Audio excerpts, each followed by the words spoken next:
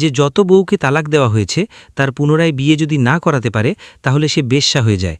হিন্দুকে ছাড়ুন, মুসলিমকে ছাড়ুন, আপনি কি পছন্দ করবেন? সন্তোষজনক উত্তর দিয়ে দেন, তবে আমি এই মুহূর্তেই মুসলিম ধর্ম গ্রহণ করে নেব। সে আপনাকে এক থাপ্পড় মারবে, আপনি পড়ে যাবেন, তারপর আপনি কি করবেন? আমি কেল্লায় বন্দি করে রাখব। সে তো কদমের কাছেই মারে তাকে, কদমের কাছেই তুমি মরে যাও। যদি স্বামীর দ্বারা মারা যায় তাহলে সে জান্নাতের হকদার হতে পারে। আর বোনের ওপর যে জুলুম হচ্ছে সেটা সঠিক মনে হচ্ছে? তো আমি আপনার কাছে অনুরোধ করব যে আপনি আমাকে সন্তুষ্ট করে দিন।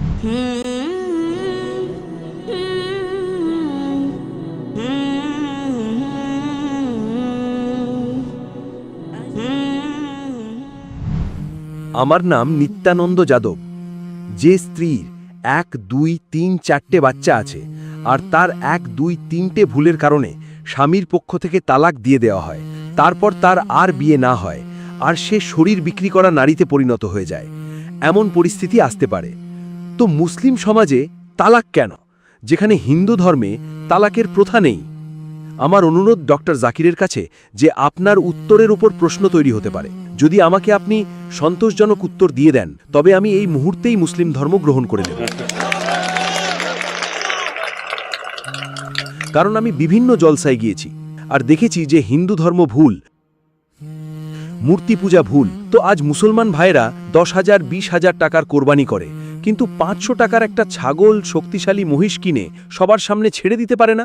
আর মূর্তি পূজা ভুল, মূর্তি পূজা ভুল। তো আমি আপনার কাছে অনুরোধ করব, ইনশাআল্লাহ, বারবার আবেদন করব যে আপনি আমাকে সন্তুষ্ট করে দিন। ইনশাআল্লাহ আমি এই মুহূর্তেই ধর্মগ্রহণ করব। ইনশাআল্লাহ আমি উত্তর দেওয়ার চেষ্টা করব। হেদায়েত দেওয়া আল্লাহর হাতে, আমি আপনাকে উত্তর দেব ইনশাআল্লাহ। ভাই সাহেবের প্রশ্ন হলো যে ইসলাম ধর্মে যদি কোনো নারী ভুল করে, 1, 2, 3, 4টে বাচ্চা আছে, 1, 2, 3টে ভুল করে মুসলমানরা তাকে তালাক দিয়ে দেয়, তারপর সেই নারী গিয়ে বাজারে নারীতে পরিণত হয়। হিন্দু ধর্মে তালাক তো নেই, তাহলে ইসলাম ধর্মে তালাক কেন আছে? মূলত আপনার প্রশ্ন হলো ইসলাম ধর্মে তালাক কেন আছে, ঠিক তো? হিন্দু ধর্মে নেই, এটা আপনার মূল প্রশ্ন, ঠিক ভাই সাহেব? জি জনাব, যে ইসলাম ধর্মে তালাক কেন আছে, ঠিক ভাই সাহেব? জি, কেন তালাক আছে? আপনার মতে তালাক থাকা উচিত না। বেশিরভাগ ধর্মে তালাক নেই, বিবাহ বিচ্ছেদ নেই। খ্রিস্ট ধর্মেও আপনি পড়বেন, খ্রিস্ট ধর্মে মথির সুসমাচার অধ্যায় 5 পদ 31 এবং 32, It has been told of the old time that thou shalt not give a bill of divorce. But I say unto you, প্রাচীনকালে বলা হয়েছিল যে তোমরা তালাকনামা দেবে না, কিন্তু আমি তোমাদের বলছি। আগে বলা হয়েছিল যে বিবাহ বিচ্ছেদ দেওয়া ভুল, কিন্তু আমি বলছি যদি না আপনার স্ত্রী অন্য কারো সাথে খারাপ কাজ করে তবেই আপনি বিবাহ বিচ্ছেদ দিতে পারবেন। তো এই বাইবেলে বিবাহ বিচ্ছেদের একটা শর্ত আছে, তাছাড়া বিবাহ বিচ্ছেদ দিতে পারবেন না। আর হিন্দু ধর্মে একদম ঠিক বলেছেন, হিন্দু ধর্মে বিবাহ বিচ্ছেদ তো নেই। এই ভারতে যে বিবাহ বিচ্ছেদ হচ্ছে সেটা ভারতীয় দণ্ডবিধি অনুযায়ী। আমি আপনার কথার সাথে একদম একমত। ইসলাম ধর্মে বিবাহ বিচ্ছেদ কেন আছে? ইসলাম ধর্মে বিবাহ বিচ্ছেদ আছে, কিন্তু এটা শেষ ধাপে আপনার ব্যবহার করা উচিত। কারণ নিকা একটা প্রতিশ্রুতি, যা কোরআন মাজিদে লেখা আছে। নিকা একটা প্রতিশ্রুতি, স্বামী ও স্ত্রীর মধ্যে একটা চুক্তি।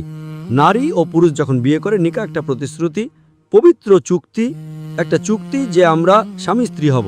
এখন কতবার আপনি যখন অংশীদারের সাথে ব্যবসা করেন, বেশিরভাগ সময় ব্যবসা ভালো চলে যায়, অনেক সময় অংশীদার আপনার পছন্দ হয় না, হয় কি না? তো আপনি কি করেন? ভালোবেসে তার সাথে আলাদা হয়ে যান। এই জন্য যখন এই স্বামী স্ত্রীর চুক্তি আপনারা করেন, চুক্তি করার সময় আপনারা চুক্তি নেন ইনশাআল্লাহ আমরা সারা জীবন একে অপরের সাথে ভালোভাবে থাকব। কিন্তু যখন বিয়ে হওয়ার পর কয়েক বছর পর, হতে পারে 2 বছর পর, 4 বছর পর, হতে পারে 10 বছর পর, আপনি বুঝতে পারেন যে আমরা একে অপরের সাথে মানানসই নই। এটা জরুরি না যে স্ত্রীকে খারাপ হতে হবে বা স্বামীকে খারাপ হতে হবে। অনেক সময় দুজনেই ভালো কিন্তু মানানসই নয়, হতে পারে না? যদি স্বামী স্ত্রী মানানসই না হয়, হতে পারে দুজনেই ভালো কিন্তু মানানসই নয়। মানানসই নয় মানে এদের মধ্যে ঠিকমতো বনিবনা হয় না। আপনি আসবেন পশ্চিমা দেশের যে প্রথা আছে, রীতিনীতি আলাদা, হিন্দুস্তানের আলাদা, অনেক সময় একসাথে করবেন। পূর্বাঞ্চলের সংস্কৃতি আলাদা, আমরা সভ্যতায় বিশ্বাস করি, আমরা শালীন। তারা পশ্চিমা দেশে ছোট কাপড়ে পরে ঘোরে। আপনার স্ত্রী ছোট কাপড়ে পরে ঘুরলে তো আপনি তাকে লাথি মারবেন, তাই না? পশ্চিমা দেশে চলে। আপনি বুঝেছেন কিনা ভাই সাহেব? ভাই সাহেব, জি বুঝতে পারছি, কিন্তু এমন শতাংশ তো খুব কম না। আমার উত্তর শেষ হয়নি। আমার উত্তর শেষ হয়নি। তো যদি আপনার স্ত্রী ছোট কাপড়ে পরে ঘোরে, তো আপনি তো বলবেন ভাই যাও, নিজের বাড়িতে যাও। পশ্চিমা দেশে চলে, তাদের স্ত্রী বিকিনি পরে ঘোরে, তাদের কোনো যায় আসে না। আর হতে পারে যে দুজনের মধ্যে একজন ভালো নয়, হতে পারে দুজনেই ভালো নয়। তিনটি জিনিস হতে পারে, দুজনেই ভালো কিন্তু মানানসই নয়, বা দুজনের মধ্যে স্বামী ভালো নয় বা স্ত্রী ভালো নয়, মা হতে পারে যে দুজনেই ভালো নয়। তো এমন পরিস্থিতিতে কোরআন মাজিদে আল্লাহ সুবহানাহু ওয়া তাআলা পদ্ধতি দেখিয়েছেন কোন পদ্ধতিতে তালাক হওয়া উচিত। যখন তালাক হয় তো তালাকের কিছু শর্ত আছে, যে প্রথমে নিজেদের মধ্যে স্ত্রী আর স্বামী কথা বলবে, ভাই কি সমস্যা। এমন না যে স্ত্রী খাবারে লবণ বেশি দিয়েছে, আপনি বলেন তালাক তালাক তালাক। এখন লবণ বেশি পছন্দ না, তো স্ত্রীকে বলেন ভাই লবণ কম দাও, বসে কথা তো বলো। তো কোরআন মাজিদে লেখা আছে যে প্রথমে নিজেদের মধ্যে কথা হওয়া উচিত। নিজেদের মধ্যে কথা বলে যদি সমস্যার সমাধান না হয় তো সালিশকারী নিয়ে এসো। স্ত্রীর বাড়ির পক্ষ থেকে, স্ত্রীর পক্ষ থেকে একজন সালিশকারী নিয়ে এসো মীমাংসার জন্য। স্বামীর পক্ষ থেকে কোনো বড় কাউকে নিয়ে এসো মীমাংসার জন্য। একটা সভা করো, সমস্যার সমাধান করো, মীমাংসা হয়ে যায়। তারপরও যদি সমস্যার সমাধান না হয় তো তারপর আপনি তালাক দিতে পারেন। তালাক দেওয়ার পদ্ধতি আছে, তালাক তালাক তালাক নয়। তালাক দাও, তারপর 3 মাস থামো, ওটা পরীক্ষামূলক সময়, ইদ্যতের সুযোগ। এই সময়ের মধ্যে 3 মাসে আপনি খুব জোরে বলেছেন আমি স্ত্রী ছাড়া থাকতে পারবো, 2 সপ্তাহের মধ্যে আপনি ডাল আটার দাম টের পেয়ে যাবেন। আপনি বলবেন আরে ভাই আমাকে স্ত্রীর কার্যালয়ে নিয়ে চলে এসো, আপনি পুনরায় গ্রহণ করুন, কোনো সমস্যা নেই। তো এই পরীক্ষামূলক সময় আল্লাহ সুবহানাহু ওয়া তাআলা দেখিয়েছেন। এখন আমি আপনাকে প্রশ্ন জিজ্ঞাসা করতে চাই, ভাই সাহেব, যদি আপনার একজন বোন থাকে, আপনি আপনার বোনের জন্য একজন ভালো স্বামী খোঁজেন। ভাই সাহেব আপনি শুনছেন আমাকে, তাই না? জি জনাব। ভাই সাহেব আপনি শুনছেন কি না আমাকে? হ্যাঁ শুনছি। হ্যাঁ, আপনি আপনার বোনের জন্য একজন ভালো স্বামী খোঁজেন, একদম যাচাই করার পর। যাচাইয়ের পর আপনি জানতে পারেন যে 1 বছর পর আপনার বোন আপনার কাছে আসে, ভাই সাহেব ওই স্বামী যে আপনি আমার জন্য খুঁজেছেন একদম খারাপ মানুষ। কি হলো? সে রোজ আমাকে মারে। কি ব্যাপার? সে মদ খেয়ে রোজ আমাকে মারে, রোজ আমার উপর জুলুম করে, প্রতিদিন কারণ ছাড়াই আমাকে মারে। আমি তার সেবা করি, আমি তাকে ভালোবাসি, তারপরও সে রোজ এসে মদ খেয়ে আমাকে মারে। আপনি গিয়ে তার সাথে কথা বলবেন, ভাই কেন মদ খাস, ভাই কেন মারিস? না আমার মজা লাগে। আপনার বোঝানোর পরেও সে কথা শোনে না, প্রতিদিন মারে। আপনি আপনার বোনের ব্যাপারে কি পছন্দ করবেন? যে তার সাথেই বেঁচে থাকুক, নাকি পছন্দ করবেন ভাই তাকে ছেড়ে দাও, অন্য কাউকে বিয়ে করুক? আপনি কি পছন্দ করবেন? হিন্দুদের মধ্যে দেখা গেছে হিন্দুকে ছাড়ুন, মুসলিমকে ছাড়ুন, আপনি কি পছন্দ করবেন? জি আমি আমার কথাই বলছি। ভাই সাহেব আমি আপনাকে জিজ্ঞাসা করছি, যদি আপনার বোনের জন্য আপনি ভালো স্বামী খোঁজেন, 1 বছর পর জানা যায় যে ওই মানুষটা ভালো নয়, মাতাল, জুয়ারি, রোজ আপনার বোনকে মারে, তার সাথে খারাপ আচরণ করে, নিজের বন্ধুদের নিয়ে আসে আপনার বোনের সাথে শোয়ার জন্য, তো আপনি জানতে পারলে কি করবেন? আপনি পছন্দ করবেন আপনার বোন এটা সহ্য করতে থাকুক, নাকি পছন্দ করবেন ভাই তাকে ছেড়ে দাও, অন্য কাউকে বিয়ে করো? আপনি কি পছন্দ করবেন? হিন্দুকে ছাড়ুন, মুসলিমকে ছাড়ুন, আপনি কি পছন্দ করবেন? আমি যদি এই ধরনের আমার বোন আচরণ করবে, বোন আচরণ না, আপনার ভগ্নিপতি আচরণ করছে। বোন তো অনেক ভালো, আপনার বোন তো বেচারি দেবীর মতো। আমি তাকে শিক্ষা দিয়ে যে দেখো বোন, তুমি যে স্বামী পেয়েছো তুমি তারই সেবা করো। অর্থাৎ যেহেতু আমাদের ধর্ম যেটা, যখন বিয়ে হয়ে যায় তো আমি আপনার ধর্মের কথা বলছি না, আমি আপনার কথা বলছি, ধর্মে পরে আসবো আমি। জি হ্যাঁ, তো আমি তালাক আমি আপনাকে জিজ্ঞাসা করছি, আপনার ধর্মের কাছে জিজ্ঞাসা করছি না, আমি আপনাকে জিজ্ঞাসা করছি যে আপনি আপনার বোনকে বললেন যে ভাই নিজের স্বামীর তুমি সেবা করো, সেবা করার পরও রোজ মারে, তার কি ভুল বেচারি আপনার বলের? আপনি বলবেন সহ্য করো? আপনাকে কালকেও মারতে শুরু করবে, রোজ আপনার উপর জুলুম করতে শুরু করবে, কি সহ্য করবেন? জি না, আপনার স্ত্রী আপনাকে রোজ এসে মারবে, বেলুন দিয়ে রোজ আপনাকে মারবে। সে ভালো যুদ্ধবিদ্যা জানে, রোজ আপনাকে মারবে, আপনি তাকে বেতন এনে দেবেন, রোজ আপনাকে মারবে, আপনি কি করবেন?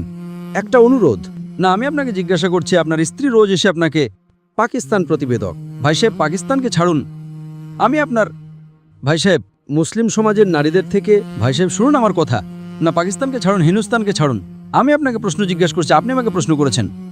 জি স্যার, আপনাকে জিজ্ঞাসা করছি পাকিস্তানে কি হচ্ছে ছাড়ুন, আমারও আপনার চিন্তা আছে। জি, আপনাকে যদি আপনার স্ত্রী রোজ মারে, জি রোজ আপনাকে মারে, রোজ গিয়ে বাইরে ফুর্তি করে, আপনি কি করবেন?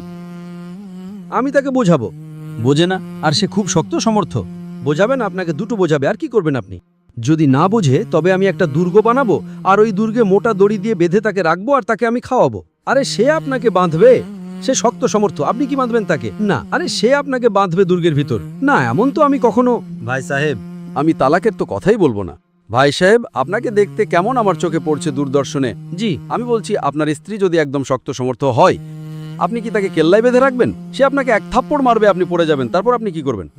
আমাদের যে নারীরা আছে রোজ মন্দিরে যায় আর প্রার্থনা করে, আরে ভাই সাহেব আপনি ভালো বউ পেয়েছেন। হে ঈশ্বর, আমাদের স্বামীর জন্য দীর্ঘ আয়ু চাই। ভাই সাহেব আপনার বউ খুব ভালো, আলহামদুলিল্লাহ। আমি আপনার বউর কথা বলছি না, আমি বলছি যদি তর্কের ক্ষেত্রে ধরে নিন, যদি আপনার বউ এমন হতো, ভগবান আপনাকে ভালো বউ দিয়েছেন তাই আপনি ভাগ্যবান। যদি আপনার বউ সঠিক না হতো তাহলে আপনি কি করতেন? জি স্যার, 1-2% হতে পারে, কিন্তু সাধারণের মধ্যে না। আর মুসলিমদের মধ্যে? আচ্ছা, 1-2%। 1-2%-এর কথাই বলছি, কি করতেন আপনি? জি স্যার। আপনি 1-2% কি করতেন? যদি 1-2%-এর মধ্যে এমন প্রতারক বউ বের হয় বা প্রতারক স্বামী বের হয়, তাহলে আপনি কি করবেন? 1-2%-এর মধ্যে হয়, কিন্তু আমাদের কি করবেন আপনি? আমরা মুসলমানদের সমাজে যাই আর দেখি যে রোজ তালাক দেওয়া হয়, রোজ তালাক দেওয়া হয়। আরে ভাই সাহেব, মুসলমানের কথায় পরে আসবো তো। আমি প্রথমে আপনাকে জিজ্ঞেস করছি, যদি আপনার বউ আপনার সাথে এমন আচরণ করতে শুরু করে বা আপনার ভগ্নিপতি আপনার বোনকে রোজ মারে, তাহলে আপনি কি করবেন? 1% হবে, 2% বলছেন, আমি 1% বলছি, আপনি কি করবেন? আমি তো কখনোই প্রস্তুত হব না। হবেন না, ছেড়ে দেবেন, তাই তো? না, তাকে ছাড়ব না। কি করবেন? আমি কেল্লায় বন্দি করে রাখব। আরে আপনি বন্দি করতে পারবেন না, সে আপনার চেয়ে বেশি শক্তিশালী ভাই সাহেব। না না, আরে আছে। না না। এখন যে আপনার বউ আছে ভাই সাহেব, সে ভালো। জি। আমি শুধু তর্কের খাতিরে বলছি, যদি এমন বউ হতো তাহলে কি করতেন? না, এমন তো হতেই পারে না। হয়নি, আপনি ভাগ্যবান ভাই সাহেব। না, সমস্ত মুসলমানদের আমরা চিন্তা রাখা মানুষ, ভাবি। আরে মুসলমানের কথায় পরে আসছি ভাই সাহেব, আমি সব জবাব দেব আপনাকে।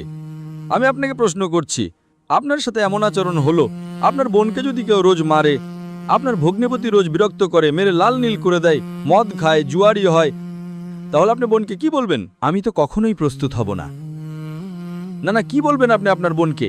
বোনকে বলবেন কি না ছেড়ে দাও? না, তুমি যাও, তার কদমে গিয়ে পড়ে থাকো। সে তো কদমের কাছেই মারে তাকে।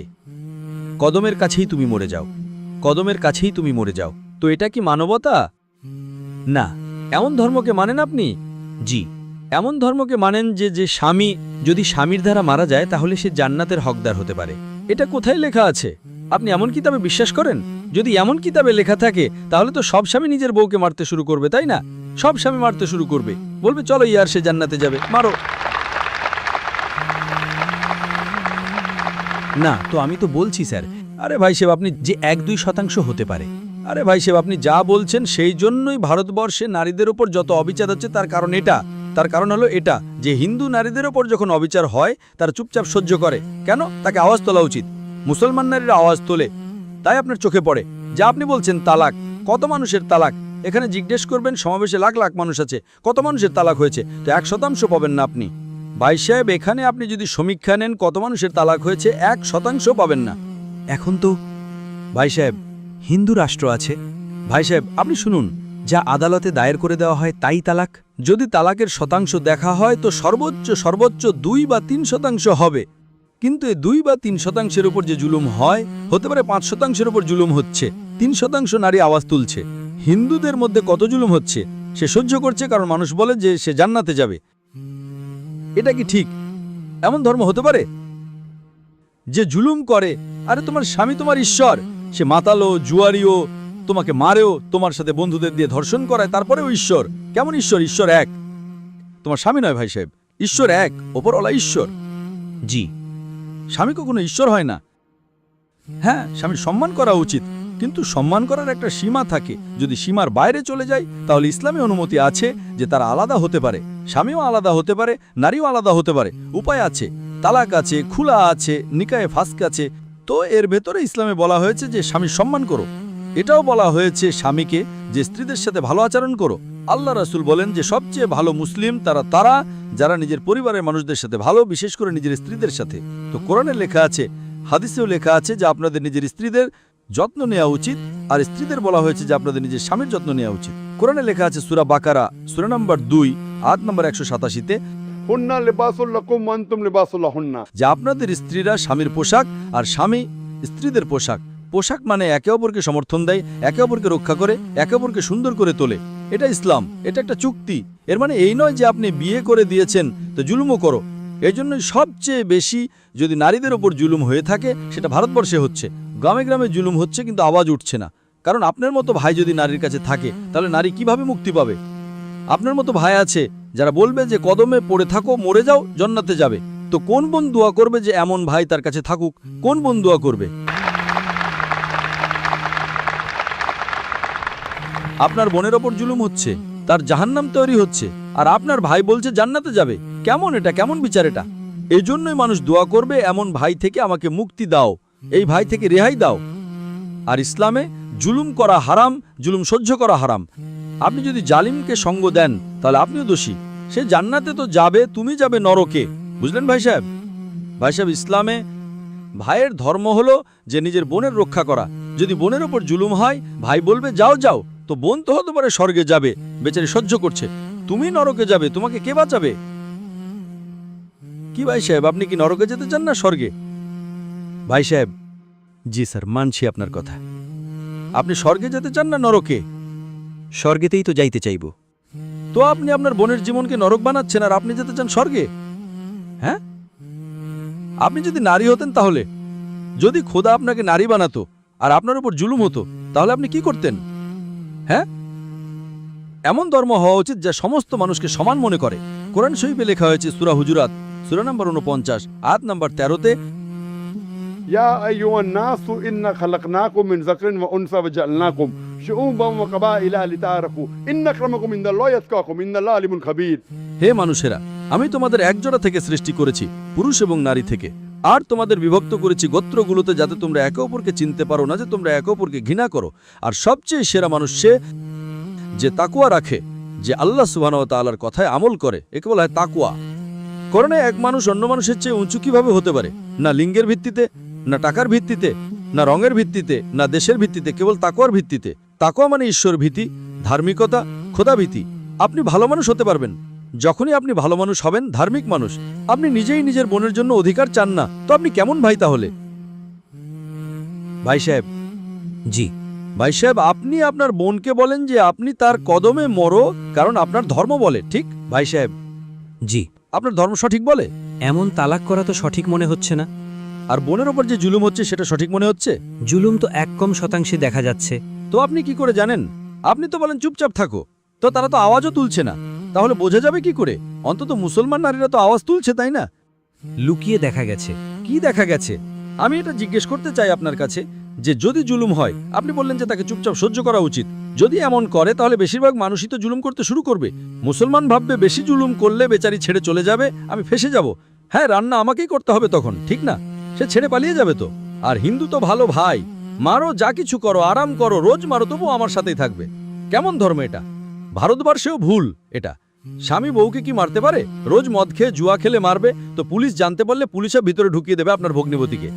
আপনি বুঝছেন ভাই সাহেব? আপনি বুঝছেন কি না? জি, বুঝতে তো পেরেছি, কিন্তু স্যার, কিন্তু স্বীকার করা কঠিন হয়ে পড়ে। কিন্তু না স্যার। সত্য কথা স্বীকার করা সবসময় কঠিন ভাই সাহেব।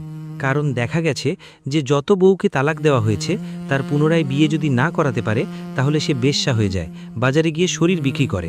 যদি আপনার এই মত হয়, তাহলে আপনি দ্বিতীয় বিয়ে করেন না। ইসলামে দ্বিতীয় বিয়ে করা ভালো কথা। আমাদের রাসূল মুহাম্মদ সাল্লাল্লাহু আলাইহি ওয়াসাল্লাম যখন প্রথম বিয়ে করেছিলেন, সে বিধবা ছিলেন, তার স্বামী মারা গিয়েছিলেন।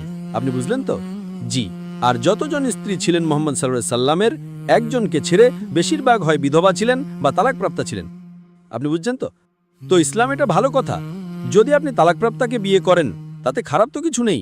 আমাদের ভারতবর্ষে একটা কলঙ্ক হলো তালাকপ্রাপ্তাকে বিয়ে করা, ইসলামে নয়। সাহাবীদের যুগে সাহাবারাও ভালো ছিলেন, দুজন মানানসই ছিলেন না। তো আল্লাহ রাসূল বললেন, ছেড়ে দাও ভাই, অন্য কাউকে বিয়ে করো। দুজনেই ভালো ছিলেন, কিন্তু নিজেদের মধ্যে তাদের মিল হতো না, তাই আলাদা হয়ে যাও। আপনি অন্য কাউকে বিয়ে করুন, আপনি অন্য কাউকে করুন। এত সহজ ধর্ম। দরকার আছে কি? জোর করে যদি বর্গাকার জিনিসকে গোলাকার গর্তের মধ্যে ঢোকান, ফিট হচ্ছে না, তো কি আপনি চেপে ফিট করবেন? না।